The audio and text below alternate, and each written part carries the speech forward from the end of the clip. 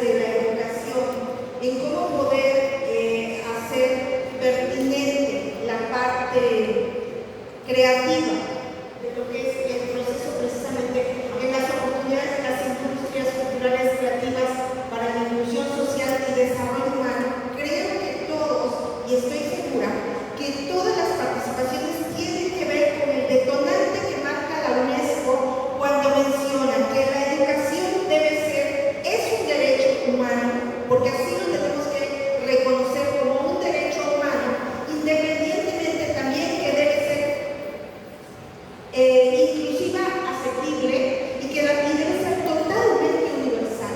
Y es entonces cuando entramos en el aspecto de la inclusión social y desarrollo humano. En primer lugar, vamos a partir de que si hablamos de los aspectos culturales y si hablamos de los aspectos creativos, en la mañana los compañeros lo definían perfectamente bien, tenemos que partir del principio de a qué nos referimos cuando es algo creativo y cuando es algo innovador. Si no conceptualizamos bien estos dos aspectos, imposible poder hacer estos procesos de inclusión. Pero también estamos convencidos de algo, queridos compañeros que están aquí, que la educación va a ser la transformación total a esto que estamos viendo. No hay de otra. Un país con una buena educación, y lo tenemos muy comprobado, es un país que no tiene problemas en la economía, es un país que no tiene problema en las relaciones públicas, es un país que está trabajando por la paz porque estamos haciendo ciudadanos universales con un mismo objetivo. Y entonces me voy al terreno de las instituciones educativas, partiendo de los principios desde el preescolar hasta los posgrados. Tenemos que meter en las currículas todo aquel aspecto que no nada más se identifique ser un proceso de transmisión de contenidos. Necesitamos realizar un proceso educativo global y eficiente en que cada una de las currículas se lleve al ser humano a ese proceso de concientización e integrar las artes en el mismo. Empezamos con el preescolar, por lo menos les digo que en mi país, si hay una parte, incluso se pide un espacio para cantos y juegos, se pide un espacio para pintura. Pero ¿qué pasa en el siguiente nivel? Nos desarticulamos totalmente y pareciera que el arte y la cultura solamente es perteneciente para los primeros niveles. ¿Y qué sucede con el arte y la cultura en los paradigmas que existen, en donde dice que algunas de esas artes y cultura solo pertenecen para la aplicación de niñas y no de los niños? Y lo empezamos a trabajar desde los principios básicos. Pero muy bien, esto lo tenemos que incluir en nuestras currículas universales. Y no hablo de una currícula del gobierno, porque estoy en desacuerdo que solamente los gobiernos pueden hacer la transformación. Estamos hablando que desde nuestro metro cuadrado, si tú estás en un aula con tu currículum oculto, lo puedes hacer, puedes detonar esas habilidades blandas que existen en cada uno de esos niños. No nada más la mera transmisión del conocimiento. Entonces, cuando hablamos de estos procesos de inclusión y que nos marcan las líneas educativas, que debe ser una educación inclusiva necesariamente, ya no hay de otra, o sea, tiene que hacer así las instituciones educativas, estamos hablando a los procesos de sensibilización y trabajo con habilidades blandas. Dentro de la Fundación Angelino Muñoz, de la cual me voy a ser directora, quiero decirles que nosotros trabajamos un diplomado que se llama Docente Tutor, en el que hemos capacitado a más de 42,000 maestros a nivel internacional. Y bueno, gracias al apoyo de María Fernanda, ahora ingresamos a lo que es Guinea Ecuatorial, también Camerún y a Egipto. Estamos trabajando actualmente y otros países que estamos trabajando con ellos porque ¿qué nos interesa? Nosotros no manejamos el aspecto de que dependemos de la parte de gobierno para que se incluya esa necesidad de capacitar a la habilidad de la nación. Nosotros creemos que desde nuestro metro cuadrado lo podemos realizar. ¿Y qué incluye ello? Lo que mencionaba nuestra compañera ahorita, Lili, tiene mucho que ver con desarrollar el propósito en los niños, el propósito en los jóvenes. ¿Pero saben qué?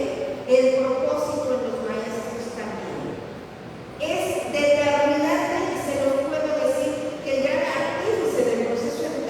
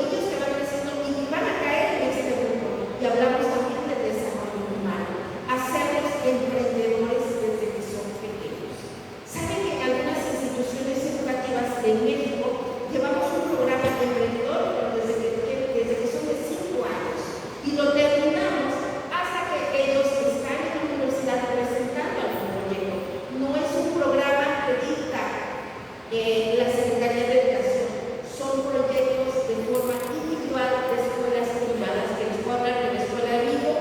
Eso hacen desde que son niños, les empiezan a hablar de compros, círculos, de pequeños emprendimientos, llevan una materia de ecología muy importante y posteriormente les enseñan a comercializar con ellos. Estamos creando una inclusión social, pero también estamos desarrollando seres humanos que participan en todo lo que son los procesos de industria. Y en este diplomado, les digo, también les enseñamos a los maestros a cómo orientar a los alumnos a tomar buenas decisiones.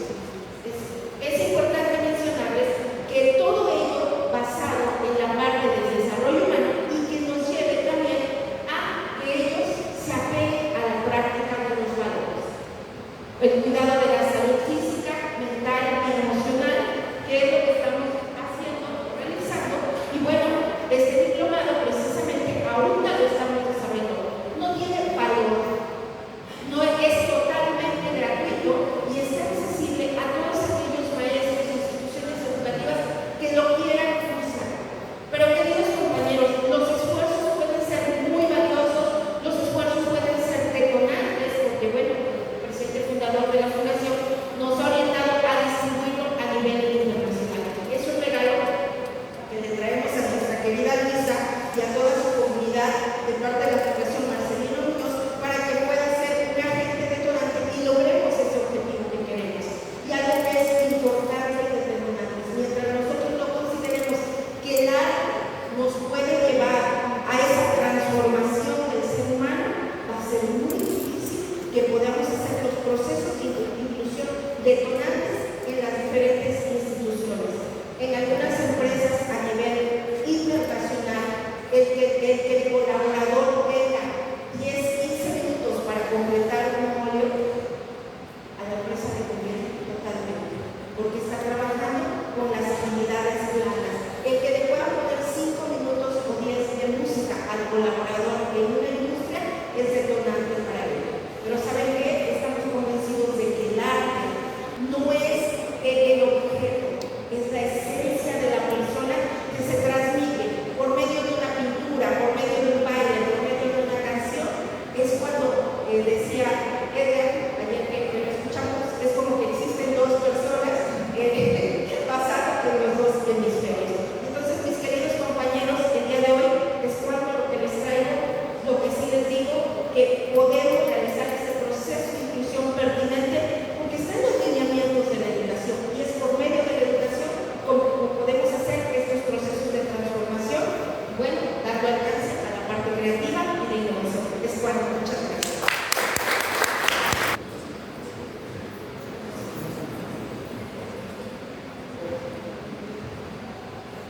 Bueno, la verdad, y creo que seguramente todas y todos se dieron cuenta, estas tres mujeres son muy apasionadas de lo que hacen, ¿verdad? Realmente hablaron con mucha emoción y mucha ilusión. Y tal vez la ilusión, pues en realidad se me contagió. Yo no soy, o bueno, no considero ser, ahora estoy valorando del sector creativo, obviamente, aunque creo que hay mucha creatividad que aplicar en la planificación urbana, pero escuchándolas yo lo que quisiera en realidad es sacar de ustedes como más información porque ustedes son del sector creativo, sector educativo, bueno, tienen una experiencia increíble y yo la primera pregunta que quisiera hacerles a las tres es si pudieran hacernos una recomendación y entonces ahí ya Luisa dice una, ya que las otras de otra para que nos resumemos una recomendación que podamos nosotros como adultos le llamar mucho la atención y está maravilloso, el trabajo es mucho con los niños y los jóvenes, pero muchos de nosotros trabajamos con adultos, ¿verdad? Entonces, tal vez una recomendación, un tip de cómo nosotros podemos incentivar la creatividad, que al final todos somos seres creativos, solo que tal vez no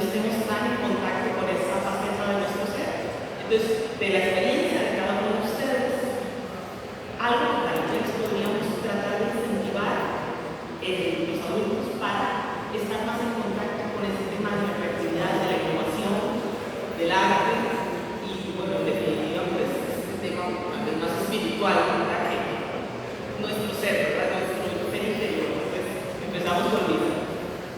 Bien, bueno, para adultos es muy interesante, simplemente mi recomendación es crear espacios para adultos donde puedan expresar su creatividad. Esa es mi primera recomendación, y a partir de ahí, de hecho, muchos adultos encuentran su razón de ser, llenar su vacío cuando le dan la oportunidad de conectar con su parte creativa. Muy bien. Liliana. Bueno, lo hablábamos hoy, y esta pregunta creo que Ken también lo mencionaba, y es que yo siento que estamos en un momento en el que estamos percibiendo emociones versus estados de ánimo en donde nos queremos encontrar. Y la mejor oportunidad como adultos es encontrarnos a través de la creatividad y de la cultura, y encontrar un valor de servicio en eso que nosotros hacemos. Hay un afán de vida, pero en ese afán de vida probablemente los chicos nos están percibiendo de una manera acelerada, mientras que nosotros queremos tomar pausa. Y yo creo que el tomar pausa es un valor que muy poco tenemos, muy poca posibilidad tenemos. Yo creo que mi recomendación es que como adultos debemos de ser adultos céntricos y que trabajemos en que le demos paso a escuchar más a los muchachos. Creo que la manera en que ellos lo pueden hacer es contagiarnos de su vitalidad en este afán de vida que tenemos. Estamos en un momento de reencontrarnos espiritualmente, de ver una ciudad de una manera diferente, de ver cuáles son las emociones de América Latina. Hay un libro que se llama La geopolítica de las emociones, y esa geopolítica de las emociones nos habla cómo en diversos territorios las emociones abren posibilidades o cierran posibilidades, o permiten crear proyectos sociales diferentes o hacerlo de manera diferente. Creo que es un momento de tomar pausa, respirar y seguir inspirando a las nuevas generaciones. En este momento es quien se haga cargo, y ellos son los que se van a hacer cargo. Muchas gracias. Ana. Fíjate que cuando haces esta pregunta nos lleva a ser creativos. La mayéutica nos ayudaba mucho, o en su momento ayudaba mucho a los grandes pensadores.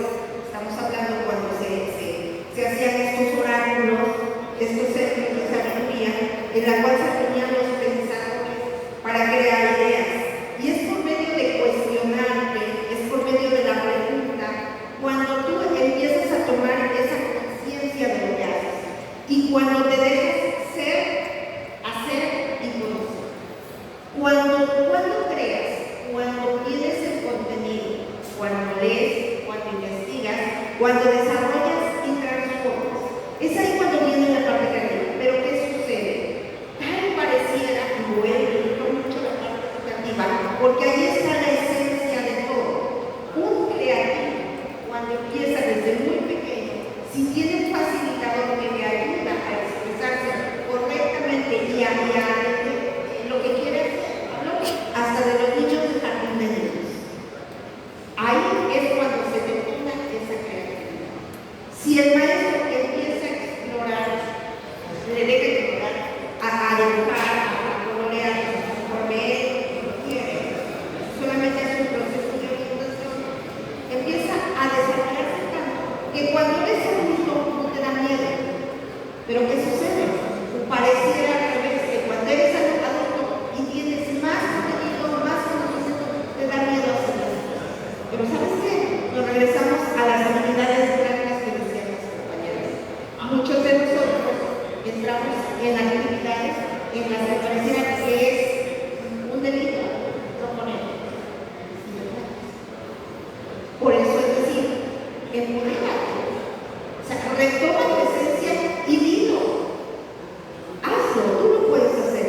Entonces, aquí, por ejemplo, cuando vemos a los artistas y cuando expresan su arte, es eso, la creatividad que les da el conocimiento de la causa, pero el permiso para poder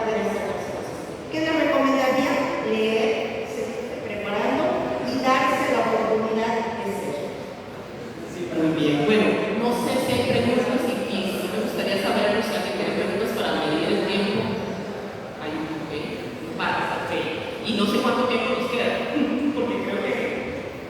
Ya, es realmente muy sencillo. Vamos a esperar mucho. Aunque tengo voz de micrófono. Yo ya tengo voz de micrófono, de todas maneras, pero bueno. Lo que ustedes han contado realmente es movilizador, o sea, yo trabajo con un proyecto que aborda a chicos y a adultos altamente vulnerados en México, en Colombia, en República Dominicana. Yo trabajo con el Trust de América y tenemos a lo largo y ancho de América Latina centros de cómputo donde capacitamos de manera gratuita a los chicos para que puedan encontrar un mejor trabajo, un trabajo digno. Porque hay 15 millones de trabajos en América Latina para personas que sepan usar la inteligencia artificial, la programación, la ciberseguridad, etc. Estamos ahí, estamos bien ubicados. Pero también, por ejemplo, nosotros 4 vivimos al lado de una comunidad súper vulnerada. Queremos hacer algo ahí también, aparte. Pero el tema del financiamiento, porque yo entiendo que hay que tener algo, hay que tener un espacio, hay que tener unos materiales. Idealmente darles una merienda, porque eso atrae a la gente, con gente muy carenciada. O sea, y no pertenecemos a ninguna, digamos, en lo personal, cuáles son las alternativas de financiamiento para hacer una iniciativa, aunque sea pequeñita, como 35 chiquitos, o con 25 mujeres que la están pasando muy mal, que vengan, que tengan un espacio para hablar, para hacer poesía, para leer, para contar sus experiencias, para aprender a hacer cosas y salir de ese ambiente navegante que están viviendo mientras sus hijos están en la escuela, por ejemplo, o simplemente deciden ir y dedicarse 3 horas a la semana a hacer algo para ellas, que no lo han hecho en 20 años. Pero la parte del financiamiento es lo que a mí realmente me preocupa cuando uno quiere tener una iniciativa de este tipo y no tiene quien lo acuerde y se necesita un poquito. Bueno, mira, tú has mencionado como 4 cosas que me ponen a pensar en esto. Que la primera pregunta fue de dónde sacamos recursos, ¿verdad? Pero la otra, que la mencionó, es la carga que representa para los cuidadores, ¿verdad? Entonces ya hablamos de políticas de cuidado, ¿verdad? Entonces, voy a rescatar 2 cosas poderosas de la experiencia que a veces las necesidades quieren una cosa y el financiador quiere otra, ¿verdad? El interés de la comunidad a veces es diferente al interés de quien lo está financiando, pero el creativo tiene que poner en el proyecto las palabras de la comunidad, ahí, aunque lo financien de otra manera. Y vamos a poner un ejemplo. Luisa terminó hablando sobre la pobreza, ¿verdad? Pero de pronto el financiador quiere financiar un proyecto sostenible de huertas. Entonces, buscan el discurso de pobreza a través de la huerta. Sí, me voy a entender. Entonces, eso yo creo que cuando tú quieres tener una idea creativa y financiar y ocupar el tiempo libre de los muchachos, es una de las grandes debilidades. ¿De dónde sacan los recursos? Y yo te podría dar algunas ideas, ¿no? Identificar cuáles son esos aliados del territorio, ¿sí? Y no siempre pensar en que el aliado tiene que ser gubernamental. Esa es la primera piedra, que creas que es gubernamental. Hay recursos que pueden ser de universidades, que pueden ser de responsabilidad social y empresarial, que pueden nacer de las comunidades. Por ejemplo, en mi tierra, las comunidades indígenas tienen recursos por ser resguardos indígenas. Y ellos tienen que crear sus proyectos, pero no saben cómo hacerlo. Hay extracción minera y hay recursos de regalías, pero las comunidades indígenas no saben cómo redactar un proyecto. Eso se lo estamos enseñando a los chicos. Esas son maneras de financiar. Pero quiero retomar lo que es súper importante en cómo ocuparse de las personas, de lo que decía, son madres que tienen a sus chicos y realmente probablemente se van a ir a la droga o algo porque no hay quien los cuide o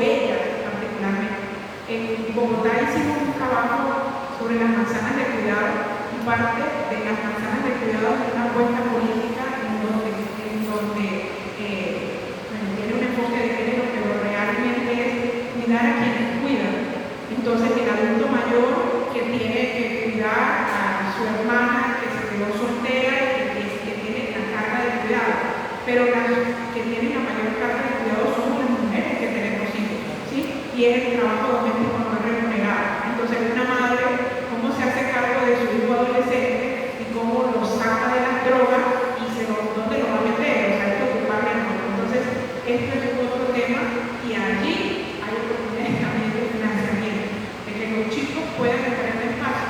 Las manzanas de cuidado que eran unos sitios en donde había arte, creatividad, deporte, todo en un solo sitio para comunidades vulnerables, pero también con un enfoque de género.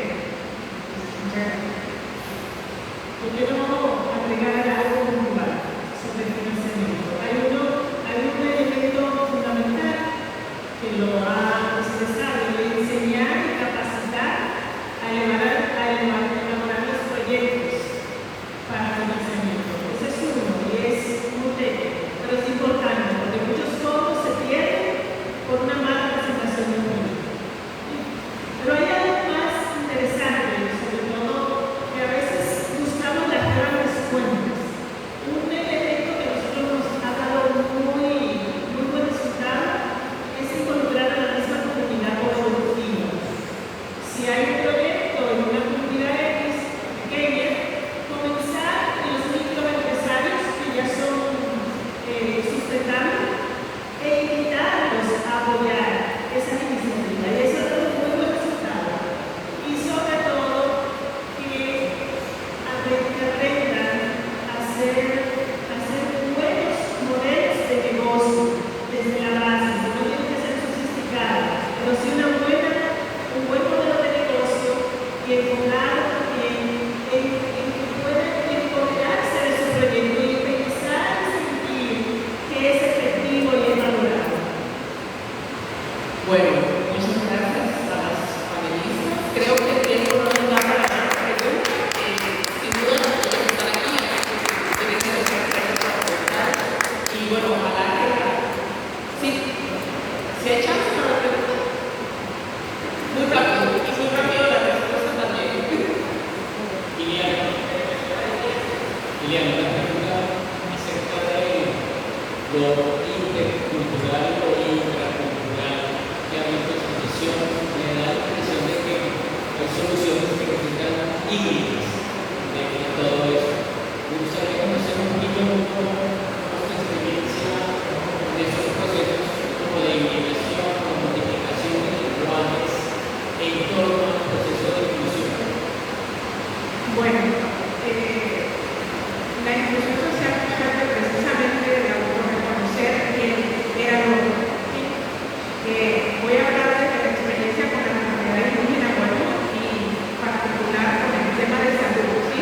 que hay un enfoque de salud intercultural o de políticas sociales o de políticas educativas que tienen que ser intercultural. Entonces hay dos campos en Colombia, la política educativa con enfoque étnico, que en los colegios de educación tiene que ser bilingüe, ¿verdad? Es aceptable y no hay ningún problema, pero la política del sistema de salud propio indígena es discutida, porque hay la Organización Mundial de la Salud habla de dos cosas, lo propio, o sea, la medicina ancestral y lo que es pertinente, ¿verdad? Porque sabemos que hay muchas prácticas que no son beneficiosas, porque son prácticas de acupuntura, recolección, muerte, son prácticas traumáticas. Entonces, ¿cómo crear esos escenarios de interculturalidad sin contribuir en la práctica ancestral? Ahí hay una palabra que yo le llamo negociación. Y a veces llegar con su alteración de decir esto es lo mío y no respeto lo tuyo es completamente absurdo y lo quiero decir de esta manera. Nosotros en mi organización hemos tenido experiencias maravillosas de prácticas interculturales con parteras, con pediatras, con ginecólogos, diálogos de saber que hoy se practican en la comunidad. El saber escuchar a las comunidades y yo asumo esa palabra de la Organización Mundial de la Salud. Lo propio